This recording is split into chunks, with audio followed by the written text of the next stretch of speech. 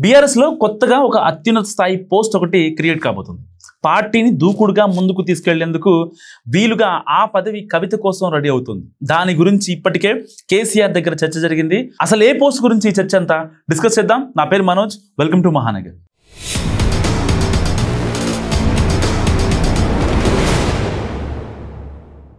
Telangana politics లో ఇక దూకుడు పెంచాలని భావిస్తుంది బీఆర్ఎస్. కాంగ్రెస్ అధికారంలోకి వచ్చి ఏడాదిన్నర గడిచిపోయినందున ప్రభుత్వ వైఫల్యాలపై ఎక్కడికక్కడ నిలదీస్తూ తమ పార్టీకి పూర్వవైభవం దిశగా గులాబీ పెద్దలు ఆలోచిస్తున్నారు. సో అనుబంధ విభాగాలన్నింటినీ కూడా యాక్టివేట్ చేయాలని చూస్తున్నారు.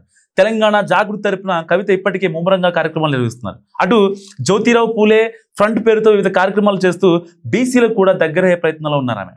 సో జైలు నుంచి వచ్చాక కొన్నాళ్ళు కామ్గానే ఉన్న ఇటీవలి కాలంలో పార్టీ పిలుపునిచ్చే కార్యక్రమాలతో పాటు సొంతంగా కూడా కొన్ని ప్రోగ్రామ్స్ నిర్వహిస్తున్నారు కవిత. అయితే ఇలా బీసీ రిజర్వేషన్స్ మీద రౌండ్ టేబుల్ డిస్కషన్స్, జాగృతి పేరుతో ఇతర కార్యక్రమాలు ఎన్ని నిర్వహించినా పెద్దగా ఉపయోగం ఉండదని బీఆర్ఎస్ కీలక పదవిలో ఉండి ప్రోగ్రామ్స్ నిర్వహిస్తే ఆ కిక్కే వేరేనంటున్నారట కవిత సన్నిహితులు. సో ప్రస్తుతం ఎమ్మెల్సీగా ఉన్న ఆ పదవితో రాష్ట్రం మొత్తం తిరగడం కాస్త ఇబ్బందిగా ఉంటుందట. సో అందుకే పార్టీలో స్టేట్ లెవెల్ పోస్ట్ అది కూడా కీలకమైనది తీసుకోవాలన్న చర్చ జరుగుతుందట కవిత టీంలో. సో అందుకు తగ్గట్టే ఆమె కూడా సదరు కీలక పదవి గురించి తండ్రి కేసీఆర్ దగ్గర ప్రస్తావించినట్లు కూడా గుసగుసలు వినిపిస్తున్నాయి. సో పార్టీ వర్గాల్లో ఆ మధ్య పార్టీ విస్తృత స్థాయి సమావేశంలో కేసీఆర్ కూడా కవిత ప్రస్తావన తీసుకువచ్చారు. తెలంగాణ జాగృతి తరపున ఆమె కార్యక్రమాలు చేసుకుంటూ వెళ్తున్నారు. సో ఆవిడలా అని కొంచెం పొగిడారు. సో పార్టీ కూడా ఆవిడ సహకరించాలని చెప్పారు కేసీఆర్. ఆ తర్వాత జాగృతి ప్రోగ్రామ్స్ కూడా ఊపందుకున్నాయి. ఇక ఇదే ఊపులో జాగృతి కన్నా డైరెక్ట్ గా పార్టీ రాష్ట్ర స్థాయి పదవి తీసుకుని కవిత ప్రజల్లోకి వెళితే ఇంకా లాభం ఉంటుందన్న అభిప్రాయం వ్యక్తమవుతుంది.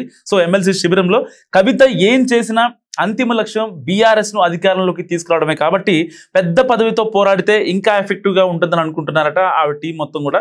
సో ప్రస్తుతం పార్టీ అధ్యక్షుడు కేసీఆర్, కార్యనిర్వాహక అధ్యక్షుడు కేటీఆర్ కవితకు కూడా ఆ స్థాయిలోనే ఒక పదవిని క్రియేట్ చేసి ఇస్తే బాగుంటుందని చర్చ జరుగుతుంది పొలిటికల్ సర్కిల్లో. ఖాళీగా ఉన్న సెక్రటరీ జనరల్ కానీ లేదంటే వైస్ ప్రెసిడెంట్ పదవి కొత్తగా క్రియేట్ చేసి కానీ ఆ పదవిలో ఉండాలన్నది కవిత మనసులో మాటగా ప్రచారం జరుగుతుంది. దీనికి సంబంధించి ఇప్పటికే కేసీఆర్కు క్లారిటీ ఇచ్చినట్టు కూడా సమాచారం. ప్రస్తుతానికి బీఆర్ఎస్ కంటే ఎక్కువగా జాగృతి కార్యక్రమాలు నడుస్తున్నాయి.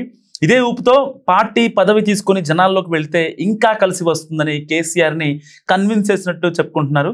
అయితే ఇక్కడే ఇంకో సమస్య వస్తుందట.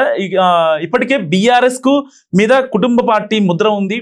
తండ్రి కొడుకులు ప్రెసిడెంట్, వర్కింగ్ ప్రెసిడెంట్గా ఉన్నారంటే కూడా విమర్శలు ఉన్నాయి.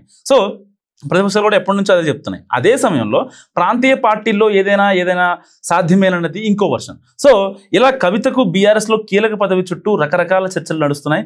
చివరికి నిర్ణయం ఎలా ఉంటుందోనని ఉత్కంఠగా ఎదురుచూస్తున్నాయి పార్టీ వర్గాలు. సో ఈ వీడియో గురించి మీరేమనుకుంటున్నారో కామెంట్ రూపంలో తెలియజేయండి. చూస్తూనే ఉండండి మహానగర్.